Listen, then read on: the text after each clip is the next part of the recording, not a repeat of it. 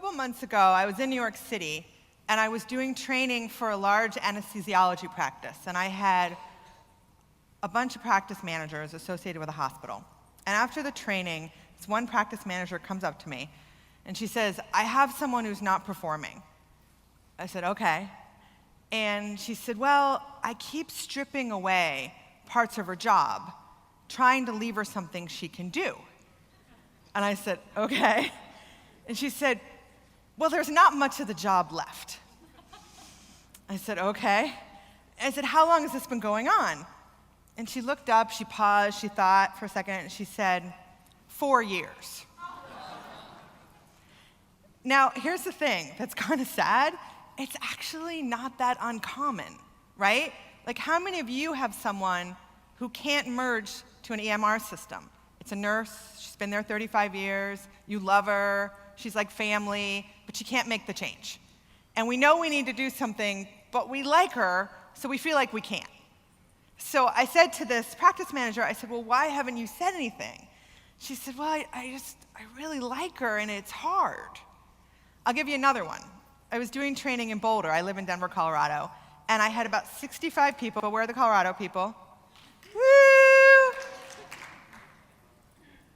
And I had about 65 people, and they were an intact group. So it'd be like if I had your whole office, right? And I was hired to help them be more candid. That was my job, help teams be more candid. And I had them all day, 9 to 4. And in the front of the room right here, this guy is sitting with his teammates, and all day long, he has a booger right here. Booger. Now, when you have a booger right here, what's the only thing you can see? Is the booger, right? Like, there's no head, there's no body, there's just this booger. Now, tell me why all day nobody talks to the guy about the booger. Why is that? They didn't want to what? They didn't want to make him feel bad, and they didn't want to embarrass him. So let me ask you a question. Which is worse?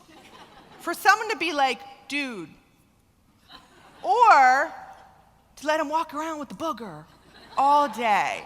What would you prefer if it was you? But we have this thing that it's not nice to tell people the truth, right? We got this thing, we're nice people, it's not nice. So I'm gonna start a sentence and I want you to finish it, okay? You ready?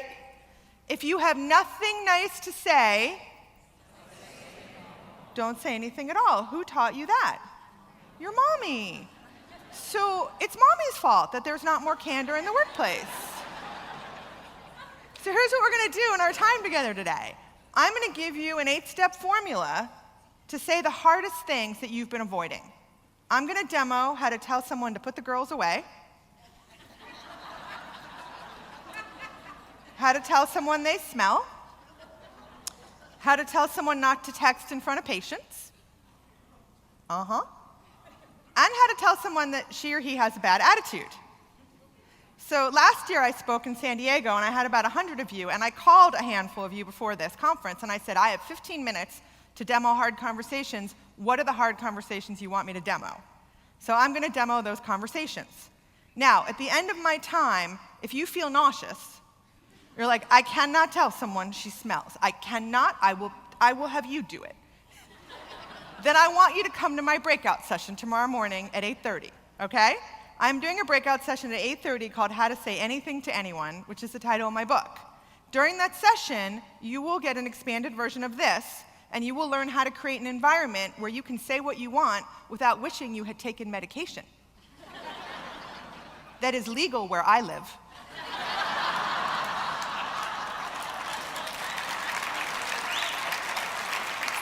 I just had to say that.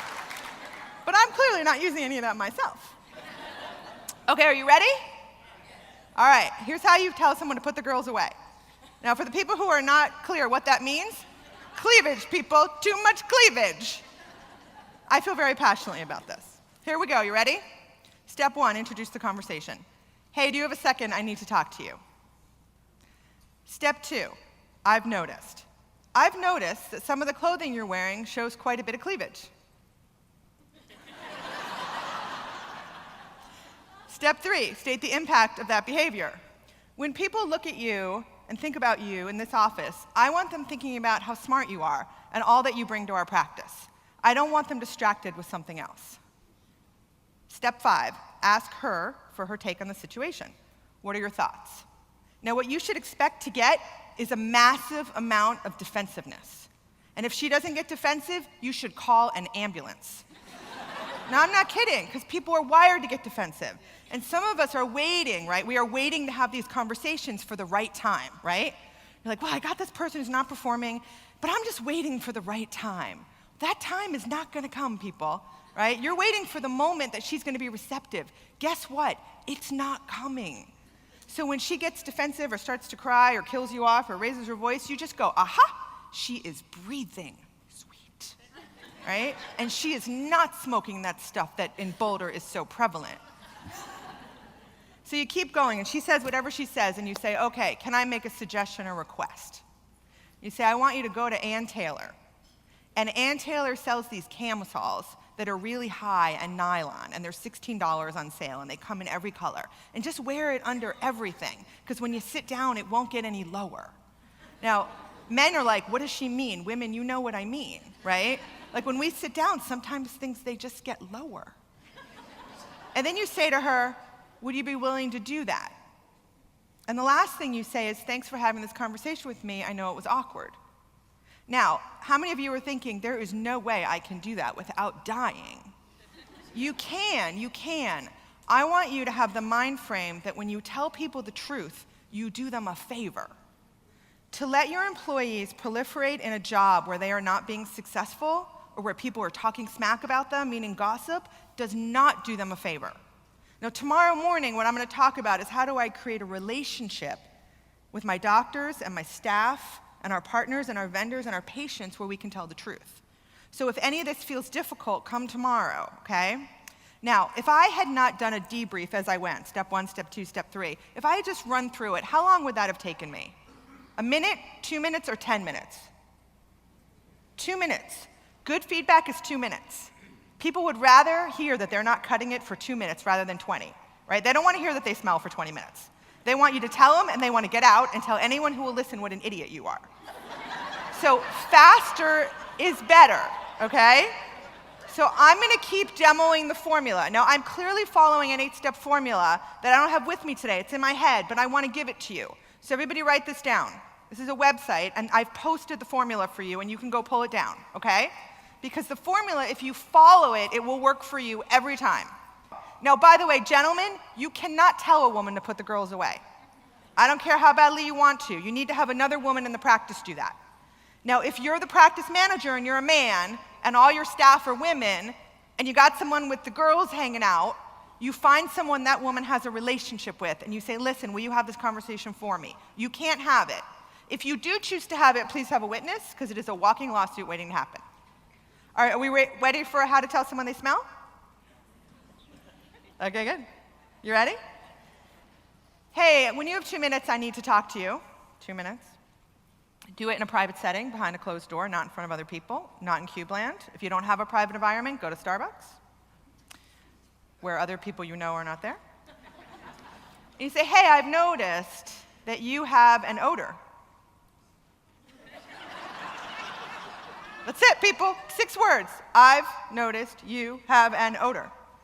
We work in a small environment here, and I never want someone to not want to work with you because of this. Now, I know this is very awkward. It's awkward for me, and I'm sure it's awkward for you, but I'd much rather you hear this from me than somebody else. What are your thoughts? And then he'll say, or she'll say, whatever they say. I work out over lunch, and I don't shower, and oh my gosh, I can't believe you're telling me this, and right? Now, I have found that most people you say this stuff to, they actually know. Like, I was dating this guy a couple years ago, and it was before my book came out. And in the book, here's the book. In the book, there's a whole section on how to tell someone they smell. And he was reading the manuscript before it was printed, and his name was, well, I can't tell you his name. That wouldn't be fine. Bob. And Bob says to me, I think I'm in your book, right? And I was like, what? Because Bob smelled, so I told him he smelled, right? Because I'm candid. And he's like, I think I'm in your book. And I was like, oh no, I always teach that. It's not pertinent to you. Now, how many of you would like a copy of this book? Okay, 2. It's not very good. Self-esteem, people! So I am being sponsored today. The sponsor for this session is Phoenix Ortho, and they're giving away 100 books. I know, right? So I'm going to be signing them, and we're going to give away 100 books at 2:45. So you should come to their booth at 2:45, and I'll sign your book, and we'll give away 100 books. Now, can I say a word about sponsors? Are there any other sponsors here in the room?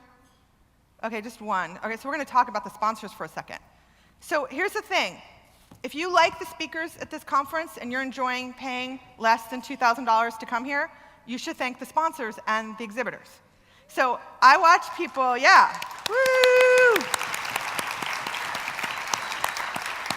So I'm a professional speaker, and I speak at conferences. This is what I do for a living, and I do training with companies like yours. And I'm often only here because of the sponsors. Now, I watch y'all at the exhibit hall, and this is what it looks like. You're like, they have good swag, and I want that yo-yo. But I don't want to go over there and have to talk to them because they're going to try to sell me something. So I'm just going to be like, and can I take some candy? So here's what I want you to do. I want you to talk to your sponsors and exhibitors, okay? They're not going to shove some insurance plan down your throat. They just want to meet you. But if they don't get to meet you, they don't come back next year, and then you don't have people like me to offend you. I'm just kidding. So I want you to talk to them, okay? And Phoenix Ortho, I want you to put your hands together for them because they're rock stars.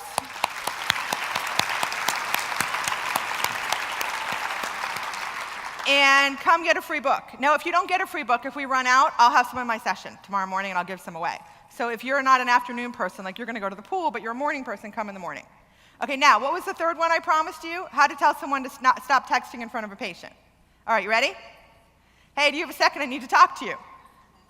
This is a little awkward for me to bring up. It may be a little awkward for you. But I care about you, and I care about your career, and I think this is getting in the way. I've noticed that at times when you're working with patients that you're on your phone and you're texting. We're in an environment that is really about customer service and paying attention to every patient who comes in here as if they were our parents and our moms and our grandmas. So I'm going to ask you not to have your phone out, ever, when you're with a patient, and that you're really giving your full attention to that patient. What are your thoughts?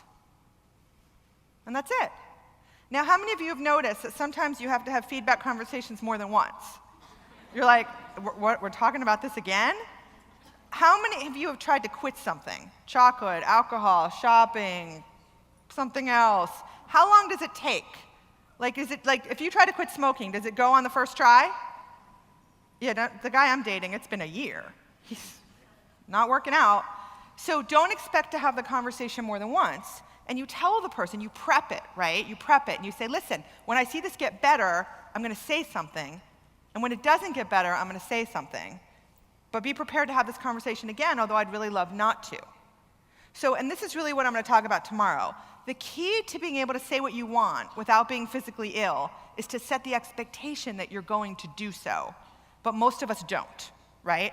So we hire people who are smart and talented, and they went to a great school, and we think they're going to be awesome. And then they start, and they do this weird, squirrely stuff. We're like, woo, like the Scooby-Doo mom, I can't believe they did that. But it's too awkward to talk to them directly because that feedback thing is too weird. So we just tell someone else, right? So we go to our friend in AAOE, we call someone in another practice, and we go, oh my gosh, I got this person, and they're doing this thing. And then your friend says, well, have you talked to them? And you're like, no, too bad. So what we'll do tomorrow is, well, how do I do this so that I'm not nervous? There's nothing I've said this afternoon that you can't do. Practices that advance and grow and make money, the administrators and the doctors and the staff have 2 things in common, and those are communication and courage, and you have both. So go out and be candid. It's been an honor to be with you, and I will see you tomorrow morning at 8:30. Thank you.